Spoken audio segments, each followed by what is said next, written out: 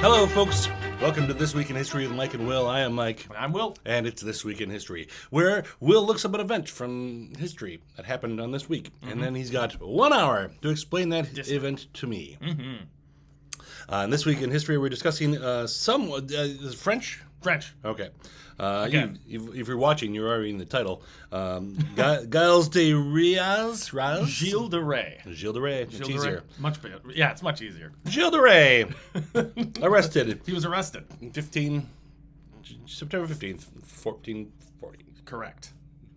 Yep. All that was free. You didn't have to That was free. I'm just going to let you go. And Nope, then that's it. That's all I know. All right, Will, you gonna explain this event to me? I'm ready, sir. 1 hour starting. Okay. So, Gilles De Rais. He was born in 1405. We don't know exact day. Okay. But he was born in 1405 to Guy de Laval and Marie de Craon. But not spelled like the crayon. Oh. It's minus the Y. Not spelled like it. But, Craon. but- It's probably Craon. Or I don't. I have no idea. Now, unfortunately, when Gilles was very young, his father Guy died in a hunting accident that, according to the Encyclopedia Britannica, was pretty visceral and unpleasant.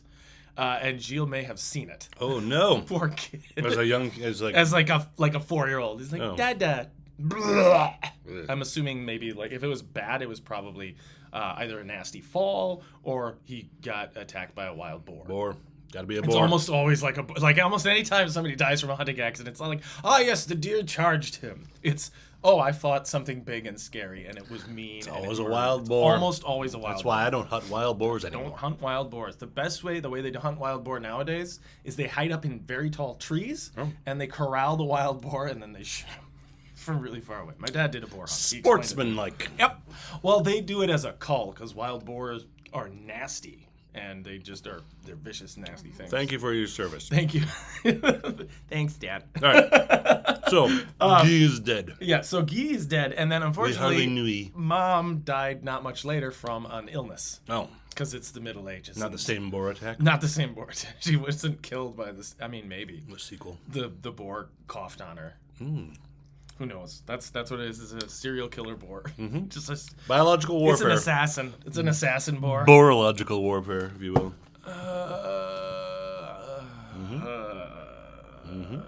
I'm done. I'm done. That's the end of the thought. But he was born in the castle of Champtocé-sur-Loire. Ooh, I heard the last words. Loire. Yeah. Of the night? Of the darkness? Not noir. Loire. Oh, Loire. Loire is a river. Oh. Champtocé is spelled champ, and then Toce with a little over the top. Champtocé. I did not look up a translation, but this is his family castle. Okay. And it's important because he spent a lot of time there. Yeah.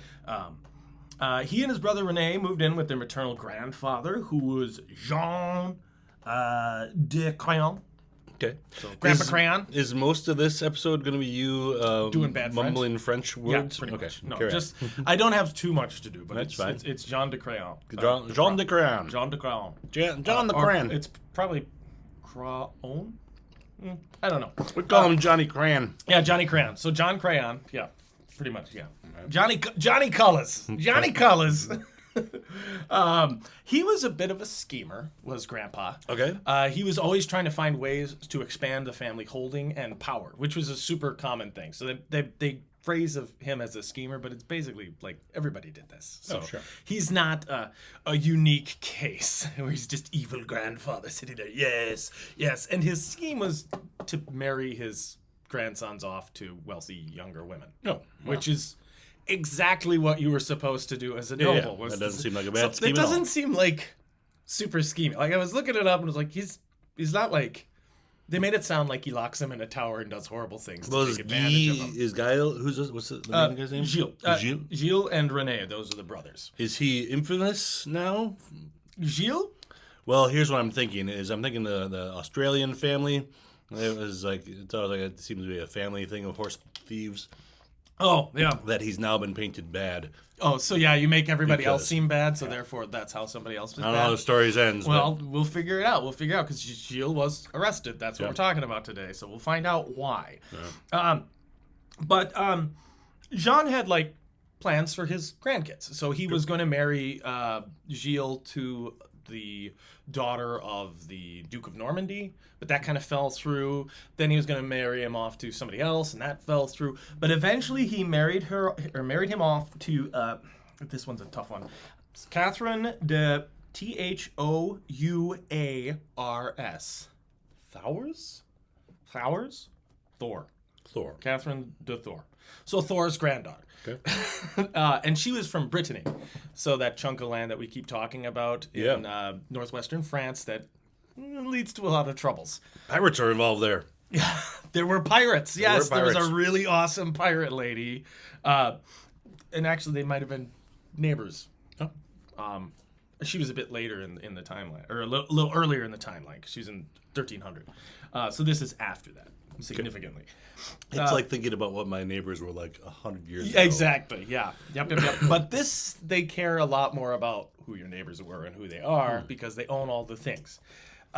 She's not the heir to the Duchy of Brittany, but she owns land in that region. And she's quite wealthy, and that helps basically expand all of their territory. She and Gilles eventually have a daughter, but that's not until 1434 or 1435, so that's a way long ways from now. Okay. Because Gilles was busy. So he and Grandpa John Crayon, they joined the French to fight the English, because this is during the 100 Years' War. We talked about the Breton War of Succession, which again was about our pirate lady, the Lioness of Brittany. Brittany bitch. Brittany bitch. So the Bretons were constantly fighting, and eventually there was the English side and the French side. And the English side won. Okay. And the French side kind of became roving around and had to go back to where France is. And they were not happy. No, in general, though, Britain fighting, or England and France fighting is not like... This is not new. This is not new, but this is part of that 100 years chunk. There were parts of history where England and France got along very well. They were almost the same country. Then there are times where back when Rome was in charge. Yep. Yeah. Things were nicer when Rome was in charge. Like when Henry was in charge of England. Henry II. One of the Henrys. Yeah, one of the Henrys. Richard the Lionheart's dad. Okay. He was he basically made France a puppet state, even though France was his feudal overlord. And then this all stems from that kind of stuff. Okay. It's really William the Conqueror's fault, because he was French. He was Norman. No, but that has nothing to do with this. But that leads into the 100 Years' War, and it's all the rivalries for conquest, who owns what, where, and why. Grandpa Johnny Crayons brings Gilles as his eldest heir to the wars. Let's go to the wars, kids. We gotta go to the wars. He's got to inherit the land eventually, and that means he has responsibilities. And there's a feudal responsibility to your overlord for military service. You don't just pay taxes. So part of the feudal society is, and it goes from the king down. So you have your overlord, and then the vassal. So lord and vassal situation of, I give you something, you owe me something. Nowadays, it's like having a landlord and you owe them money. But back then, the lord would hand out chunks of land. So let's say we'll start at the king. The king hands out chunks of land to nobles. And these nobles own huge swaths of the countryside. And then they sublet that to lesser nobles, usually knights, and they sublet that to the peasants. Each person owes the guy above him taxes and military service in times of necessity. Pyramid scheme. Yeah, pyramid scheme, but for warfare. Sure. Also. Because you didn't have private armies. It was too expensive to maintain them. They didn't have a really good tax system. And a lot of the times you didn't actually pay tax. You just owed food and service to the person above you. Okay. Taxes were like a special thing. We have to have a war tax because we're at war, so everybody give us some stuff. And it would be, a fixed, based on your income, this much stuff. Except for tithing to the church. You were supposed to give 1/10 of everything you owned to the church, which sucked.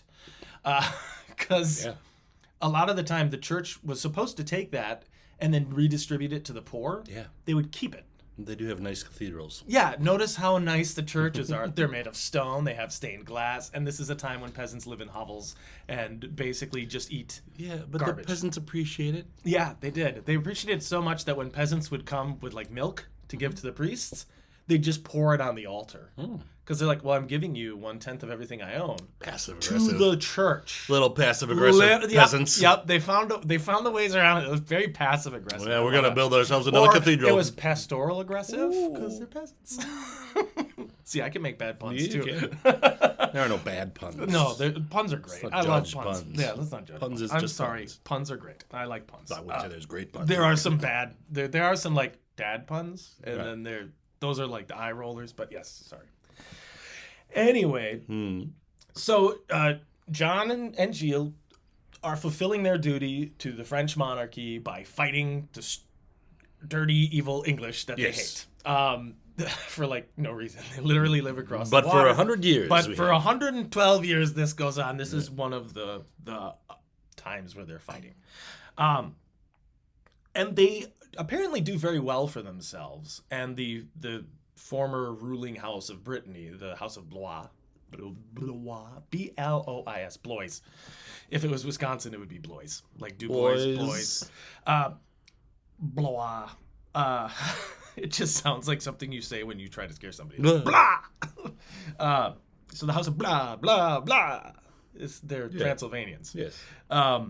They were really impressed with John and Gilles, so they gave them land, but instead of just taking the land, because that means more responsibility, they took coin instead. Basically the cash value of it. So then they could reinvest in their own territory. They could buy new weapons and armor. They could outfit more troops. They could do renovations, all kinds of stuff. Sure. Then in 1425, so he's 25 years old, or 20 years old now is Gilles, he shows up in the court of Charles the Dauphin, the Dauphin of France, which is like prince. Charles is kind of a king without a kingdom. He's mockingly referred to as the King of Bourges, which is Bourges,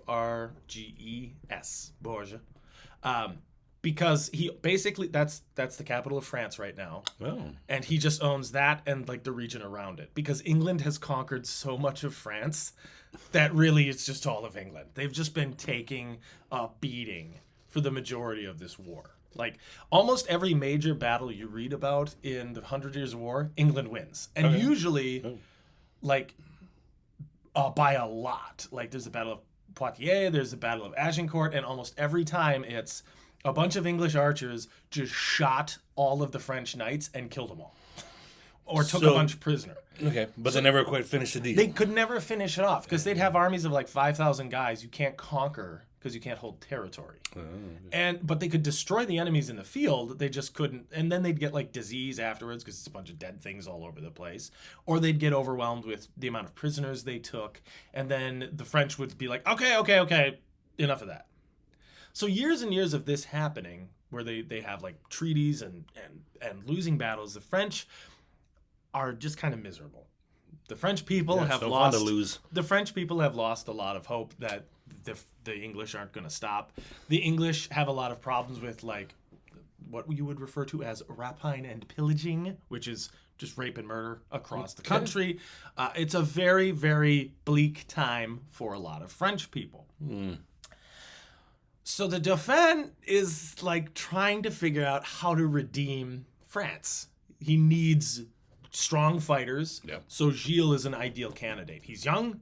I like your style, kid. Yep. He's built up a little bit of a name for himself. His grandfather certainly is pushing for land and title and also prestige. That's huge. Like if you have prestige, then you get close to the bigwigs, and then the bigwigs give you rewards, but not usually just for showing up. You have to do something. So it's very much a meritocracy, but also like landed nobility is super important. It's a weird mix of the two. Okay. So merit, but only if you started out ahead of everybody. You have to start out at least on second or third base before you can start to win. Sure. So Gilles winds up in the service of Charles. He probably was associated with him even sooner than that. By part of grandfather pushing for this, but that's when he really starts to make his debut. Yes, as a warrior. His coming out party. King. It kind of is. It's like his coming out party. It's his quinceañera. It's his I completely just forgot his great debutante ball. It's his debutante ball, which is good. Debutante is French, but I was thinking of the Jewish manhood. Where they read the Torah and stuff. There's bat mitzvah. Yeah, the bat mitzvah. That's his big event of you are a man. Well, we all celebrate in different ways. Yes. So, and the French apparently go kill some English people. Congratulations. Don't be in France when they turn 18. That's a bad thing. If you're English. For everybody else, you're fine. So the Dauphin has this little tiny kingdom, and he's trying to build up. And then suddenly he starts hearing rumors of this peasant girl who's stirring up anti-English sentiment and kind of coming out of the woodwork. And she shows up at his castle, and she starts to talk about how God has spoken to her. Oh, no. A message. Whose castle? At Prince Charles, the Dauphin.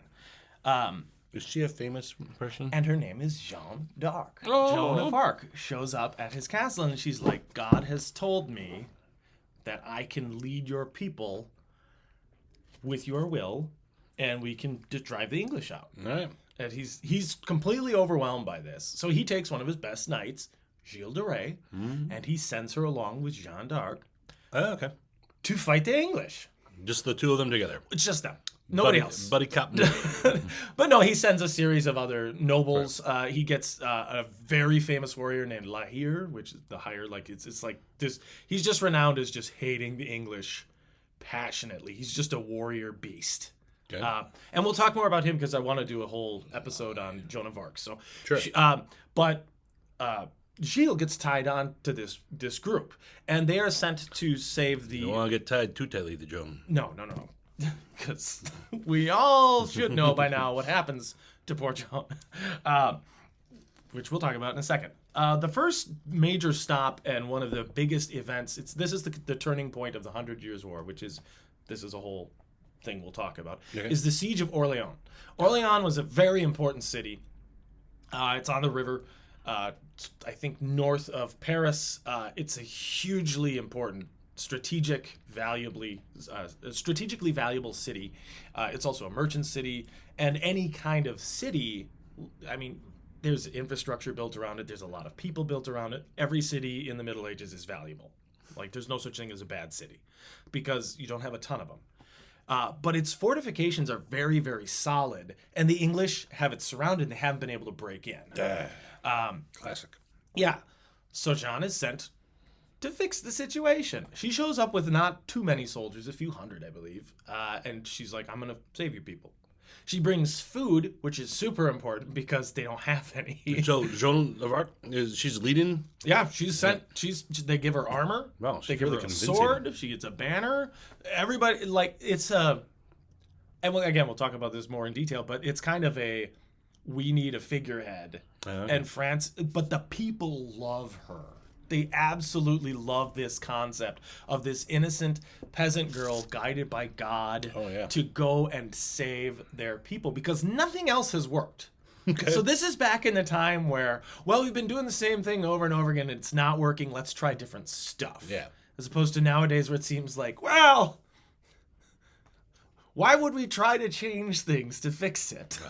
That seems to be the order of the day. Well, I mean, it did take them 100 years or so. It did take them a while to do this. So we're early stages of that. But yeah, so things aren't going well, and they try this out. What's the worst that can happen? So he sends not a huge army, but he sends some of his best guys because he thinks at worst they'll free up Orleans. Like, this is totally it's a viable military strategy. And worst case scenario, she dies. And that's fine. But we make her a martyr of her. Oh, yeah. So this is a big propaganda effort. God is guiding us. And Gilles is sent because he's trusted and a great military. He's a force to be reckoned with. So they send them off to protect her and help guide her militarily. And they relieve Orleans of the siege. They drive the English out. There's battles afterwards, and it's just win after win with these people. They start to claim territory back. They reclaim enough territory that Paris is freed. Wow. Which hasn't happened for a little bit. Well, maybe God is working through Joan. Maybe. Like, things are going well. So, From 1427 to 1435, Gilles is made a commander in the Royal Army. Like, he moves up. He was born in 1405, so he's 22 and he's given command. Wow. So he's evidently quite good at it. And he, from 1429 onward, is following Jeanne around. He's her, like, constant companion in her war. They take back Paris, like I said, and that is like where you're supposed to have the coronation.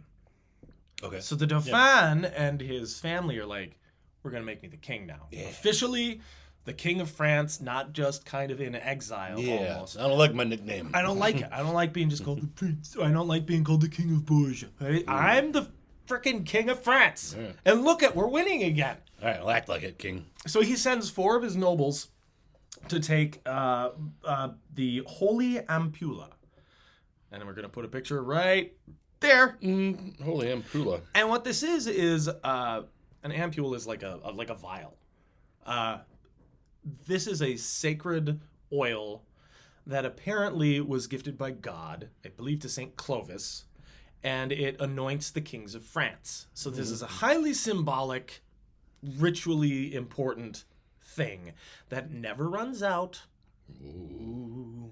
And is very, very important. So they send their top guys to go get the thing and bring it to Paris. There's no problems that arise. Yay.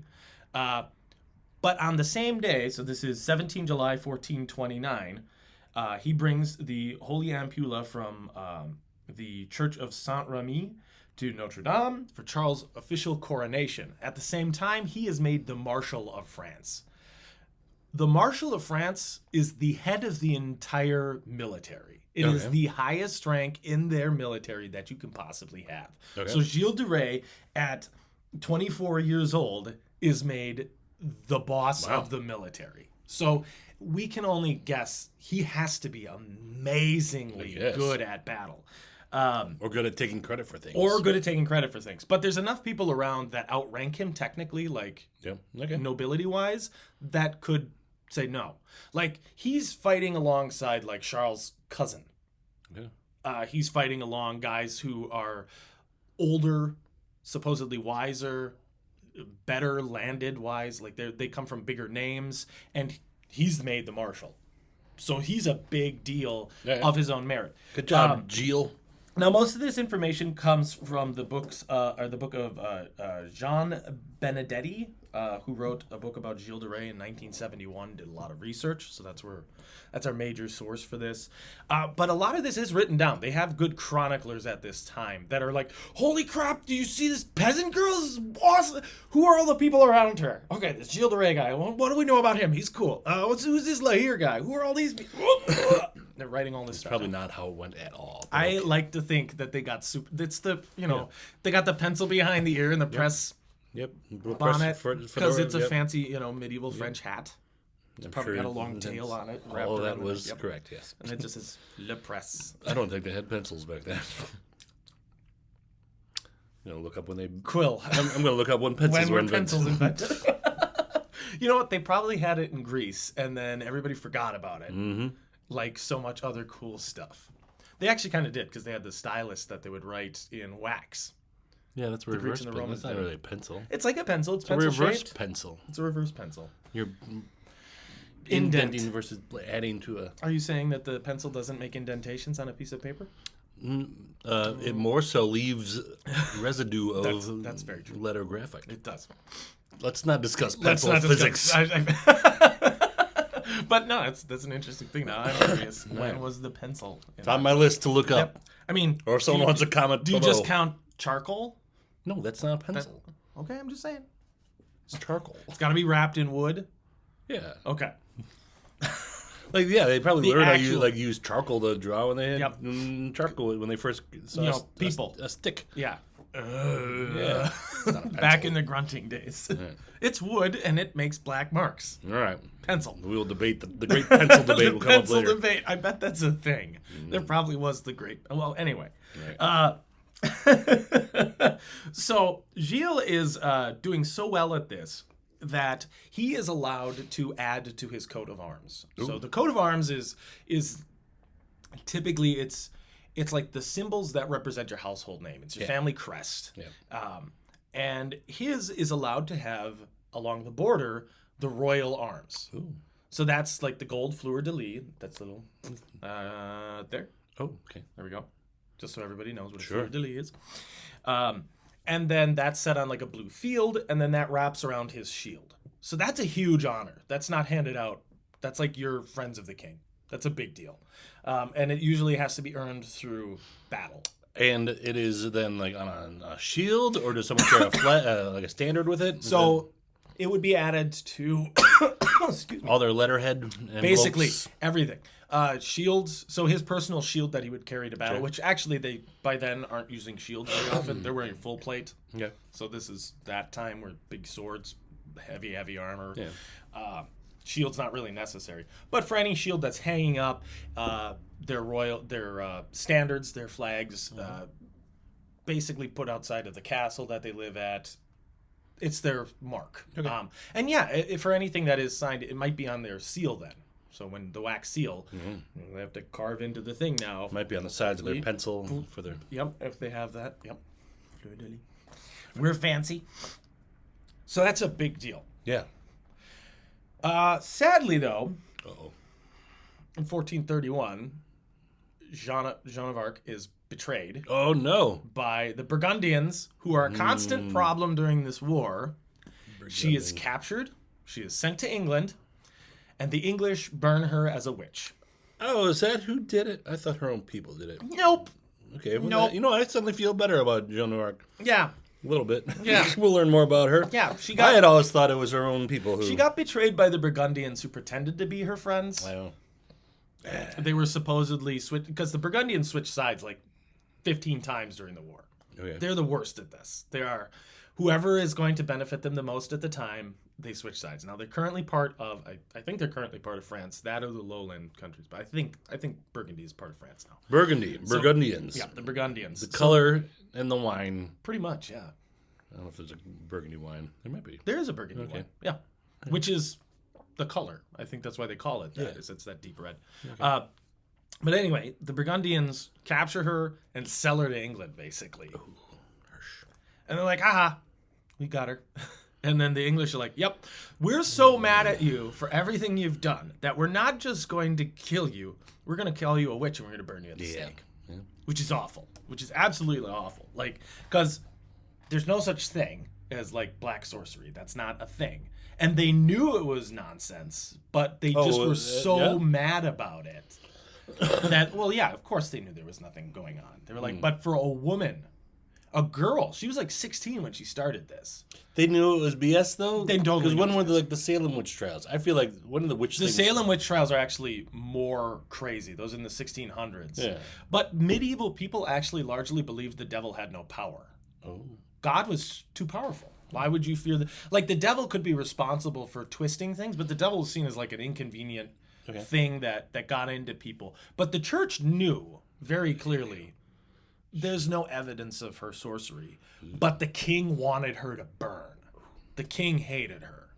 I believe it was one of the Edwards at this time. He really wanted her dead, and he wanted her to suffer.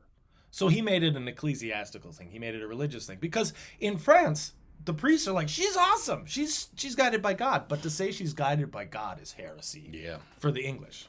So this is a totally political... Not our God. Yes, the French God, apparently. Yeah, exactly. So this is a hit piece. This is a total... If she's really protected by God, the fire won't hurt her. Yes, they actually did say that. They're like, yeah, if you're protected by God, why doesn't he just open the cage and let you out? True. So they did some horrible stuff. Can't argue with that. Yep.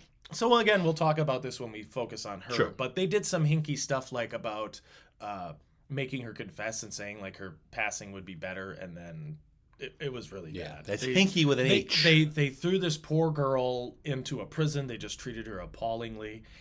They abused her. They did all kinds of invasive checks to make sure she was actually a maiden. Well, this sounds fun, but we'll discuss this later with Joan of Arc. Yep. Yeah. As much as I'd love to hear about more invasive prison techniques. Yep, they were horrible to her. And so she died. Now, this devastates the French. Yeah, well... but also makes them really mad. That's it. To the extent that they end up winning the war. In the end. Take that, England. They're like inspired, like, don't forget what happened here. Oh, Remember Joan. She pulled an Obi-Wan. Yep. She became more powerful than you could ever imagine. Exactly. Strike me down. Yep. I hope she said that. I hope so. Just like as she's, you will like, I will become more powerful than you can possibly imagine. I told you she was a witch. I told you she was a witch. Oh man, nothing. That would justify. Actually, that would justify the fire. I think they're like, oh crap, we were just doing it for politics, but turns out she has magic. It's lose-lose for Joan. It's lose-lose for Joan. Now this has, I think, a lingering effect on the people who knew her and loved her and were close to her. I would think so. I feel like I don't know. I'd be upset. when your friend and icon and possibly direct conduit to God, in your eyes, is betrayed by supposed allies, not saved by France, because the French king, after he got his crown, basically abandoned her. Oh no! He just left her to her own devices. Go conquer this. Go do this. Go do that. Yeah. But he never reinforced. She would request reinforcements and all this stuff, and he was like, I'm busy. I got my crown. I got my stuff. You got me what I wanted. I got king and the paperwork with running the whole kingdom now. There's a brilliant movie made about it called The Messenger. Luc Besson made it, and it's I just forgot her name. Doesn't matter. The same lady. Roseanne Barr. No, the one from The Fifth Element.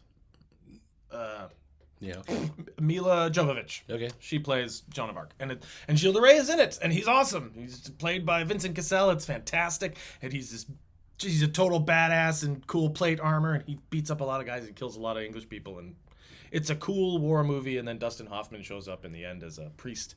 It's a really weird cast, but largely really good for the first half. I'll check it out after I look up. John Malkovich plays the Dauphin, and Faye Dunaway plays his mother. It's a stacked cast. Yeah. Anyway, so Jean dies badly. It's very unpleasant, and Gilles starts to kind of lose his way. Now, by this, in about 1431 to 32, he starts to get a reputation as a spendthrift. He's spending coin like crazy to maintain a wealthy household. He's kind of living beyond his means, even though he's very wealthy. Right. It's wild. It gets so bad that when his grandfather dies in November of 1432, so like a year after Joan of Arc dies, his grandfather dies. Oh, rough year. Yeah. He leaves his sword and breastplate, which was usually passed from father to son kind of thing. He leaves it to René, the younger brother. Oh. So he's so pissed off at Gilles. He's like, you don't get my sword, you don't get my breastplate, you're terrible. He's furious at him. Apparently he's just so bad at money that he doesn't want anything to do with him anymore. Oh, Gilles. Gilles had some rough times, I think. He did. He starts selling off land. Yep. To pay for his livelihood. It gets so bad that the family appeals to the Pope. Hey, Pope, help us. And they say, make him stop.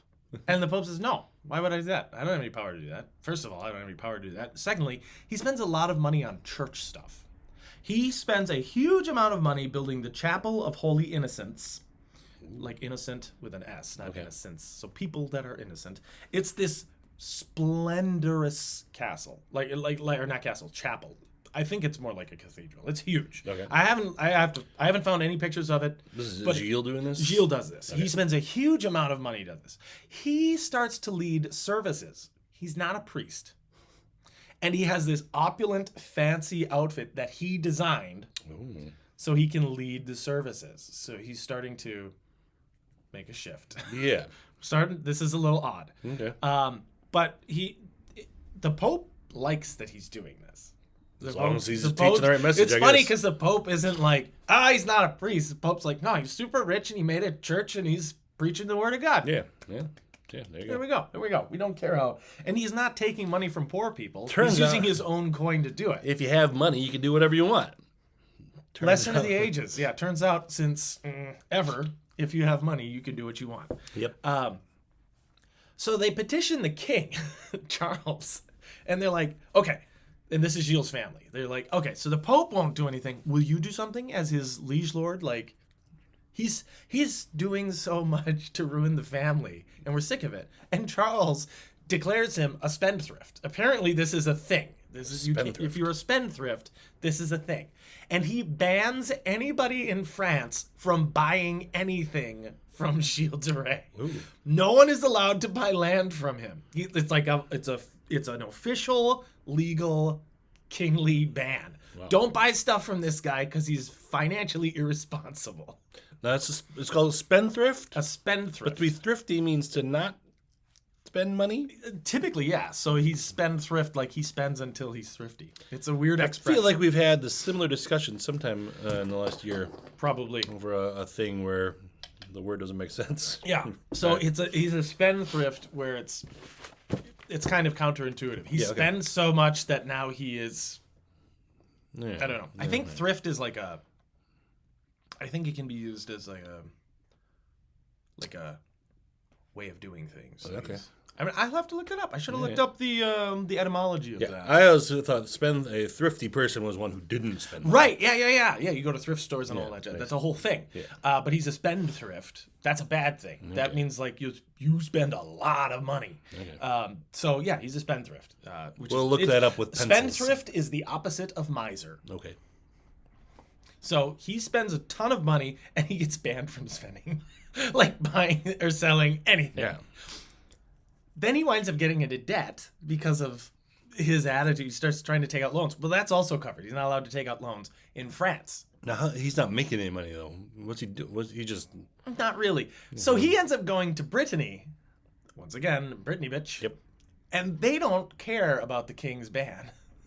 Oh. So the Duke of Brittany is only too happy to buy land from him at pretty cheap. Give him a credit card. Give him loans, all this other stuff. He's fine with doing that. Sure. And then he kind of takes a special interest in protecting Gilles because he's like, well, this guy keeps selling me stuff. I'm going to take it. Yeah, you're allowed to do whatever you want, man. Yeah, right. One of the other things, and this is one of the craziest things I've ever read about, is Gilles becomes fixated on making a play. And it is called Le Mystère. The mystery? It's the mystery of the Siege of Orleans. Ooh. So he becomes obsessed with making this production about the siege that made Joan of Arc famous, that made him famous. It has more than 20,000 lines spoken by 140 different characters and requires 500 extras alone to do the play. Did he write this play? He wrote it. Oh, he wrote a play. He wrote a play with 20,000 lines. 20,000 lines. So he's apparently a very good writer, or at least he knows how to write. He might have been a terrible writer. Yeah, I did not find good lines. And it required at least 640 people to do it right. He also doesn't know how to coordinate a community theater project. No, he could not do community theater. It requires the entire community just to be in it. Who's going to watch this show? No one. They have to go to some other place. No. He actually had the play, I think, done in Orleans. This seems impractical. It's very impractical. It gets worse. Okay. He has an individual costume made for every single person in the play, which is destroyed after every performance and then remade for the next performance. Why? Okay. I don't think he knows how plays work. No. I think because some of the people die in the play because it's battle scenes. Oh, okay. It's about a siege. But he has them destroyed at the end and then remade. And some of these are really opulent outfits. These are expensive. I mean, you've done theater. Yeah. This stuff's not cheap. Yeah. Then on top of that, anyone who comes to the play has access to unlimited food and drink. He doesn't charge admission. So the peasants just come to this play. Oh, look at the crowds. Eat for free. Get hammered. Watch this play.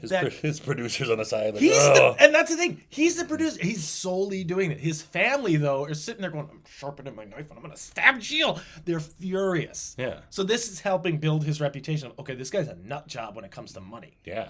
But he is obsessed with showing the life of Joan of Arc. How many actors do they need for that show? 640. 140 separate speaking parts. They have to be separate parts. There's no double casting. And then 500 extras minimum. Okay. It's nuts. I've never heard of a production similar to this. No. I'm sure there is one. So people who are watching this, if you have a comment on what other play was this ridiculous, what other production has 640 actors required? But he did it, and multiple times. Multiple times. They talk about like the first viewing, I think was in May of 1434. There's a lot of stuff that happens in May. I don't know. It's a good month. Springtime for Gilles De Rais and Burgundy. Oh, nice. That was good.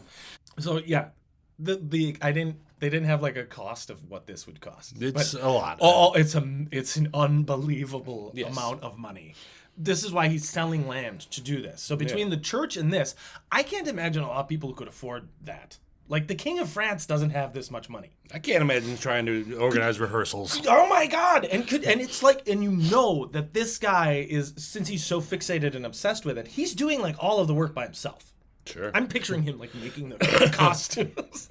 But like, the amount of people then on top of that, the technical people building the stage, making the costumes. Typically in a theatrical production, the cast you see on stage is like a third of the amount of people involved. Right. At least. Yeah. And I'm sure it's like that. I'm just thinking about the required cobblers to make shoes, costumers to make the clothes, and they were nice. These were not like chintzy costumes. These were really fancy. You could wear those as like normal clothes. Were there reviews of the play? Not that I could find. No, how could they? The reviewers are in the show. They're in the show. All of France was in the performance or the audience. How'd you like? Did you see the Apparently show? the people liked We're it. in the show. The people might have liked it because, well, I mean, I think they were there for the free food and drink. Yeah. I have to find this play. I'm going to make it like a little side quest for me. I have to find this play. Do it as a one-man show. Just buy the audience some food, though. Robin Williams could have done it. Yeah. He could have done the 640. Yeah, too late. Yep. So this is just wild, right? Yeah. Somehow during this time... Oh, I'm sorry. What was that play called? It's spelled the Mystery of... The Mystery of the Siege of Orleans. I just love, though, that the king banned him from selling anything. He gets to be having so many problems with money, he just starts selling off stuff that he has. And apparently when he left Orleans finally to like go back to his estates, there was just really expensive stuff left all over the city that he had like sold off. It was just he just left a trail of stuff. Not like throwing it out the wagon, I don't think, but people like, here's my fancy coat of arms, here's a piece of armor, here's a sword, here's my fancy... You want some doorknobs from the castle? Yes, there's a doorknob. They're ivory doorknobs. Yes, they're ivory. I don't know why, but plus gold, lots of gold. 50 marks. Thank you very much. All right. And then Gilles is desperate. So Gilles kind of desperate.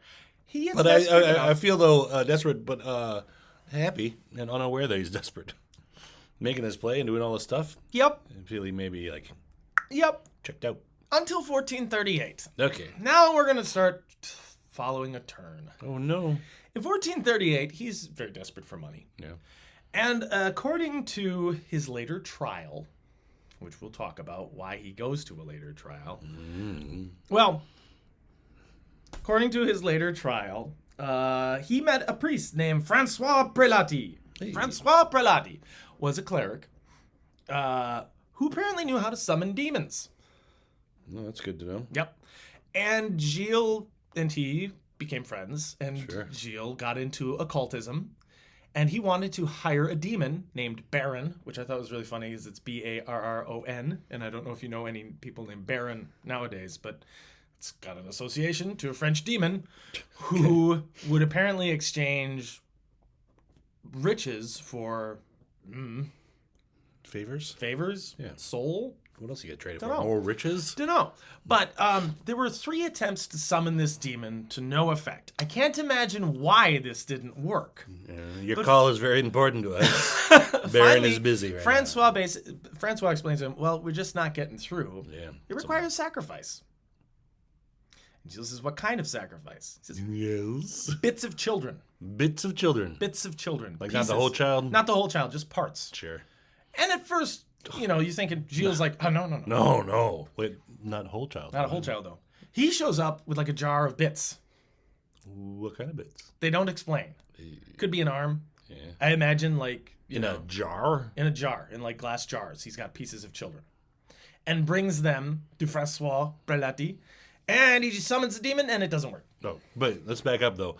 How did he get these? We're gonna go into that. Okay. Because we're not really sure at this point. Sure. What's going on? Either way, Francois was like, "Hey, I need some bits of children." Bits of kids. I think and Francois was like, "Hold on one second." Yeah, I think Francois was like, "Okay, so I haven't actually been able to summon the demon. I'll tell him something ridiculous. Yes, he'll never do this. He'll never do this. He's a Christian knight who served Joan of Arc. Bits of kids. Yeah. Just bits of kids. Just crazy bits of kids." And then he shows up with bits of children. He's like, "I meant goats. I meant bits of goat kids." And he's like, no. Children. You said children. He's, oh, crap. So he's trying to like summon this demon, and it costs him a huge amount of money because, I have to pay for all the alchemical ingredients and bits of kids. Yep. And nothing happens. Because that's not a thing. Allegedly. We don't know. Allegedly. Gotta get the right number of bits. Did the wrong number of bits, didn't have the... And also, he's talking to a cleric. What does this guy know? Like, he doesn't... How do you check his affidavit? Oh, what's your background in demonology? Oh, I think I know a demon named Baron. There you go. Okay. And he likes children. He sounds legit. Yeah. In 1440, 15th of May, I assume this is linked to the occultism. He has a conflict with a different cleric. It's not Francois. Okay. I didn't get a name for the guy. I looked around, couldn't find it. They get into a fight at a church. Perfect. And Gilles kidnaps him. He kidnaps this cleric. Yes. He beats him up and takes him to his castle. Now Gilles at this time has like one castle left. It's his home back in Champtocé-sur-Loire. He's got some other places around, but he's keeping all the props from Act 2 in there. Yeah. He just moves the stage, and that's where he lives. And so this is a problem. You cannot go to a church where there's always witnesses. It's not. There's people walking around. It's in the middle of France. This is the Middle Ages. People go to church like all the time. There's always they go to the church. And where's our cleric? Yeah, I'm just picturing him like, "What did you say about me and the cultism, you piece of crap?" He's like, "I said you summoned a demon. You summoned a demon with that jar of children." There wasn't a jar of children. There were no children in there. You give me my money, you bastard. It would be hilarious if it was Francois Prelati that he goes and he's like, "You stole my money and summoned no demon, you piece of crap." And he just beats him up. But it's an unnamed cleric. He beats this guy up. Right. But this causes a problem, right? Yeah. This makes a huge hubbub. So I would hope so. Yeah. So the Bishop of Nantes, Nantes, Nantes was the place where the Lioness of Brittany took her children after her husband was killed, and his head was mounted on the wall. And she was like, "Look, that's what they did to your dad." Like, so this is a big important city where like stuff is done. It's a center of like the church. Yeah. So the bishop there is like, this is not cool. So he begins an investigation. Now we flip to the investigation page. Oh, he's got 12 minutes remaining. I planned for this. The bishop releases his findings. It takes him a while. Just him investigating? Just the bishop. The bishop and all his resources. People, yes. So it's not like Hercule Poirot, Bishop of Nantes. Use a little Grisel, say things and fan the villain. Don't you have bishop things to be doing? No, I'm investigating evil. So this man came into my town and kidnapped one of my priests. Have you seen that play? It's awful. It was terrible. It was terrible. It was I was in that play. I wasn't mentioned once. Oh yeah, I was in there. No, you saw that. No, I was in there. He needed 500 people. The town had 300. We had to get people from other places. Ooh, remind me of. I'll write it down. There's a movie, Synecdoche, New York. Similar idea. Oh, just giant. A giant play. Okay, yeah. That's amazing. So yeah, the bishop begins this investigation, and things are revealed. More things? Okay. This is gonna get dark. And actually, I need this because I need the witness's statement. I'm not actually sure how much of it I want to read. It's really, really, well, really... now I want to know more. I mean, really, it's worse than bits of children in a jar. Oh, yeah. Let's hear it. Oh, yeah. In 1432, spring, around the family estate at Champs-Élysées sur la Loire, a child from the family of Jeudon, Jeudon,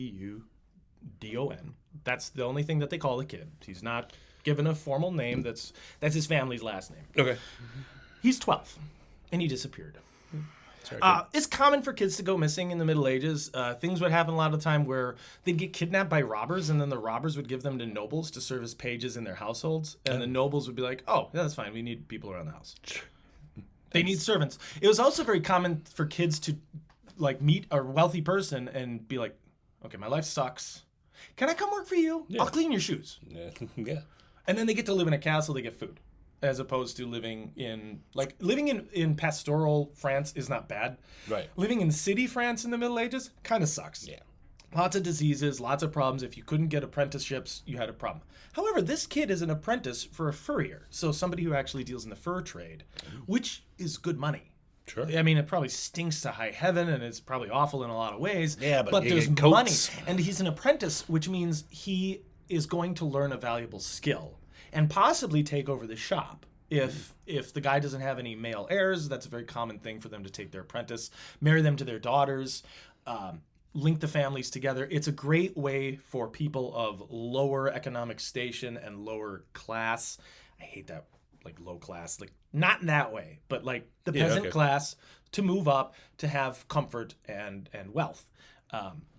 Which sometimes you'd have people who are peasants or merchants or whatever. They'd have a lot more money than nobles. As we can see, Gilles doesn't have any money left. Well, he used to. But he used to. So he works for this furrier named Guillaume Hilaire. It might be Hilaire. And apparently he's doing quite well. But at one point, he meets Gilles de Rais, who asks him to be a messenger. And that's very common. There's a young kid, look, I got a message. I need somebody to be a runner and go tell somebody something important. Good job for a kid. It's a really important job, and it's good coin. Like, you just, here's some money, go do this thing. Yeah.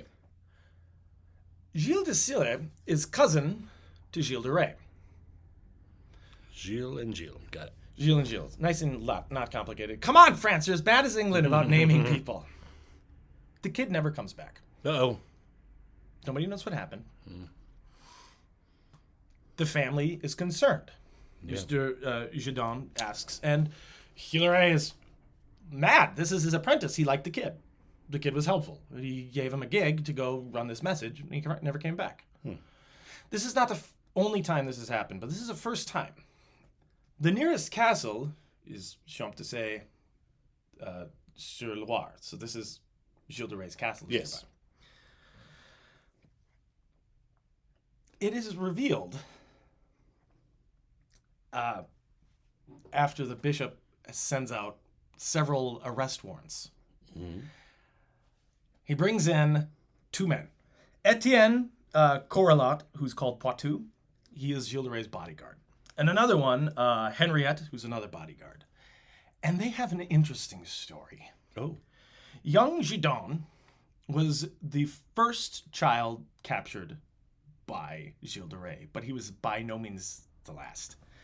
Apparently, what he would do is he would have these kids brought to his castle. He would rape them. He would torture them. And then he would kill them.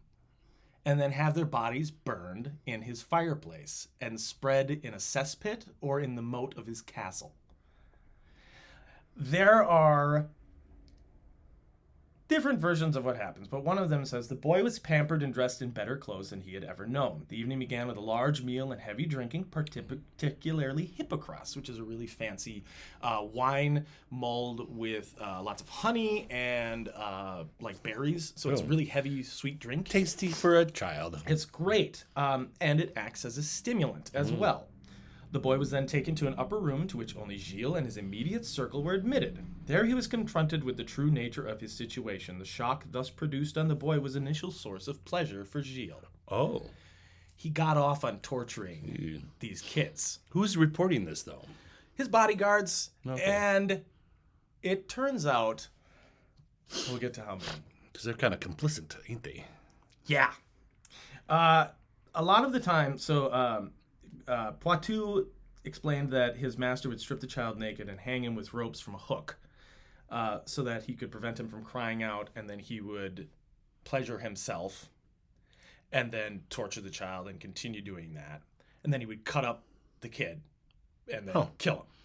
Boy, he's fallen a long way from being Joan of Arc's right-hand man. The kids were often killed with decapitation, cutting their throats, dismemberment, breaking their necks with a stick. There was a short sword nearby called a brancamard, which is like a heavy short sword, and they used that. That was usually Poitou's job, but sometimes Gilles de Rais, the cousin, would do that. So he was the guy who hired the kid is directly involved in murdering these children and disposing of the corpses. Wow. According to Poitou, he disdained the usual method of sex and preferred sodomizing his victims. Okay. He would do horrible, horrible stuff. Apparently, and then he would watch them die and he would laugh. And he enjoyed that. This is Gilles doing this? Gilles De Rais doing this. So, the last victim of Gilles De Rais was paid 20 sous, which is money, for a new doublet. And they were like, we're going to buy you a nice fancy clothes. Nice. And then he was assaulted, murdered, and incinerated in August of 1440. Okay. So from 1332 to 1440, Gilles De Rais was doing this. 1332? Or sorry, 1432. Okay. He's 100. No, sorry. So from 14, so for 8 years, the low estimate of how many kids had this happen, and this is corroborated by families who reported being witnesses, but not saying anything for fear of reprisal from this very famous warrior and his very scary bodyguards. Numbers at least 100 victims. Wow. The maximum proposed is 600. All right. What's likely is 150 to 200 somewhere in there. Kids. The youngest child reported is 6. The eldest was 18. He's doing all this while he's broke? How is he paying off? He's not that broke. Apparently not. He's got some money. This is why he's running out of money from 1332. So bear in mind, his grandfather died in 1432. And that's when he started doing this. So his grandfather might have known some bad stuff was going on.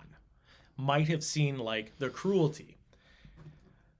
His trial comes along. 15 May is when the kidnapping occurred. So that means after May. So August is after May. So after that, he's still killing kids. Yeah. He is arrested on 15 September by the bishop, because he finally has enough evidence to do this. He has Poitou and Henriette brought in front of a tribunal. They are tortured. They offer up testimony. The bishop's really thorough about getting witnesses. So all these family members, he gets in the furrier, Guillaume Hilaire. He gets in the kid's family from that first victim. He gets in dozens and dozens of families to basically they'll corroborate this. That say, yeah, my kid went missing. I know what was going on at that castle. It smelled funny around the castle. There was weird smoke. There were evidence of things happening. We saw this. We saw that. There are servants that are involved. And apparently, like, what I've read is the very, very edited version of what happened, because apparently it was so vile they had it stricken from the formal record when people were bearing witness to what had happened. Oh. Gilles De Rais is found very guilty. Yeah, sounds like it. Not enough money to pay the witnesses off. No. So on the 21st of October, 1440, he confesses to all charges before he is brought to torture. Yikes. Yeah. So there are the upwards of 100 deaths. On October 23rd, Henriette and Poitou are condemned to die.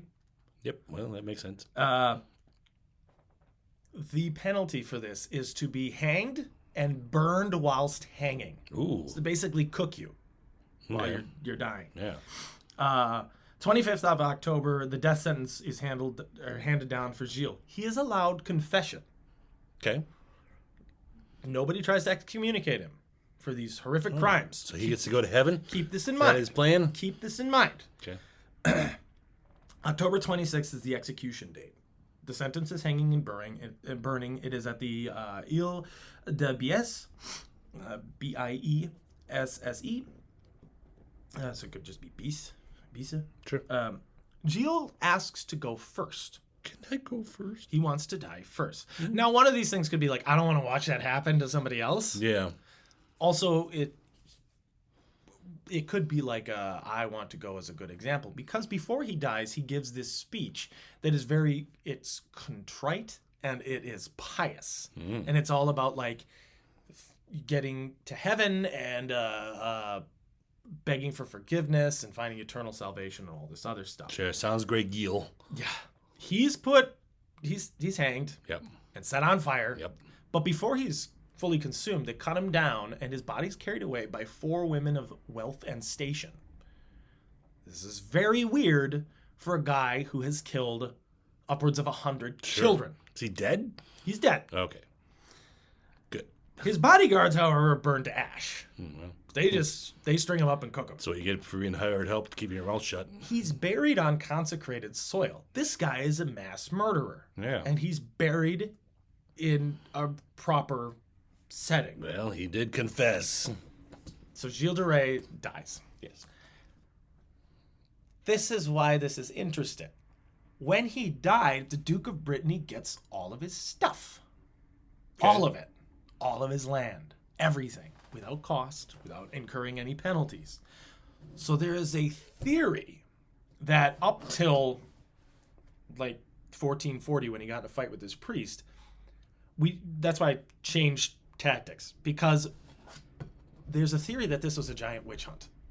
There's a theory that the church worked in tandem with the Duke of Brittany to get all of his land and all of his stuff, and they took all of his weird peculiarities and being a spendthrift and being kind of a nut job to say that he's an awful, awful murderer.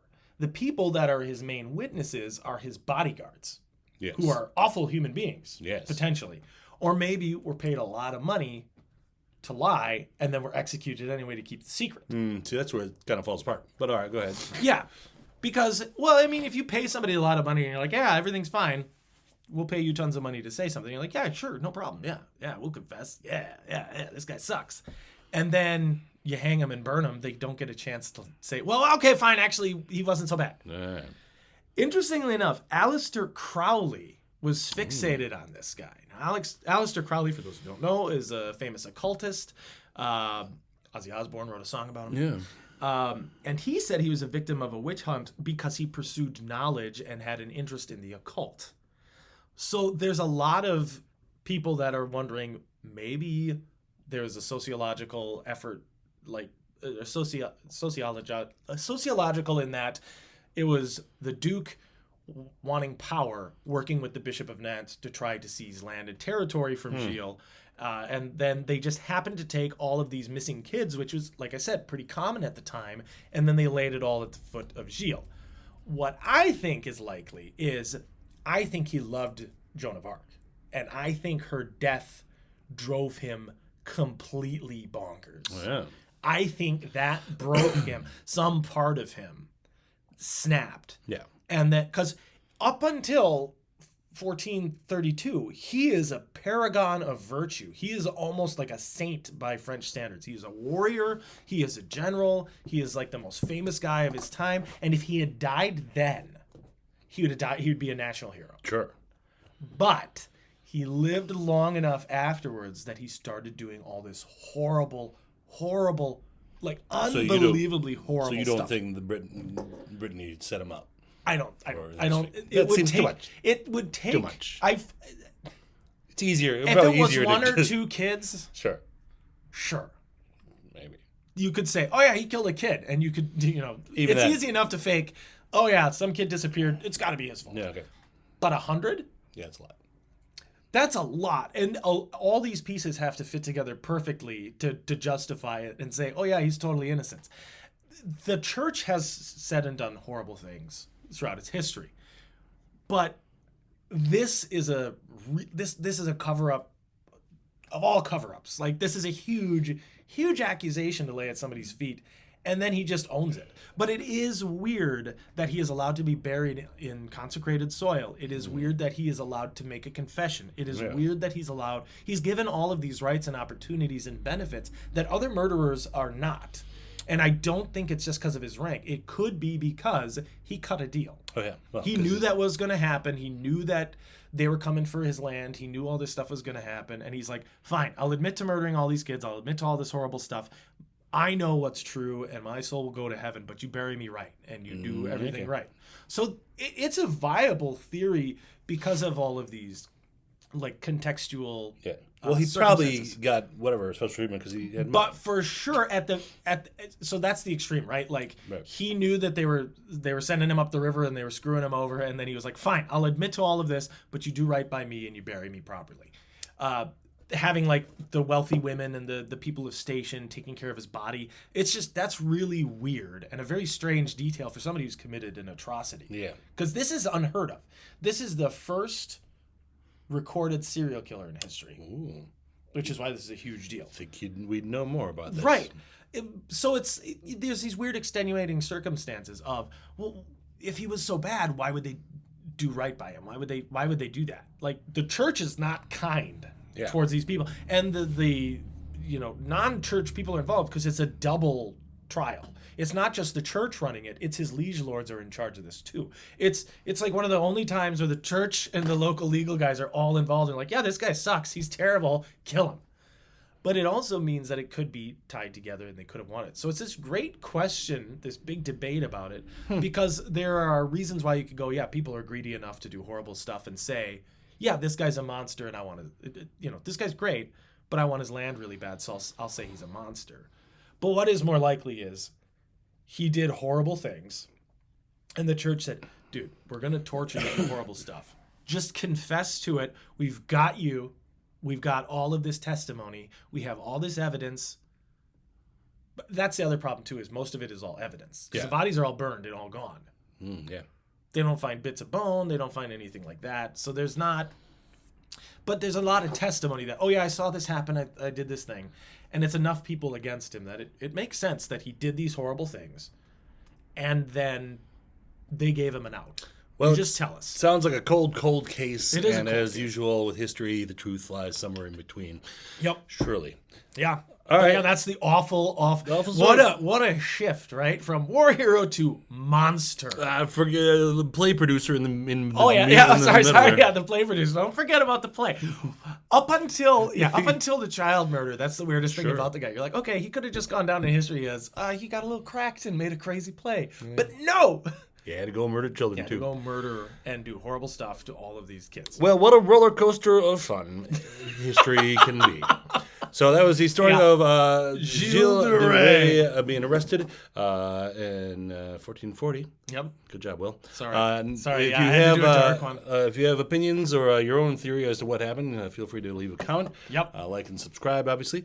And share with your we'll friends. Be back next week with a battle. Yep. Battle of Gargamel. Gargamel.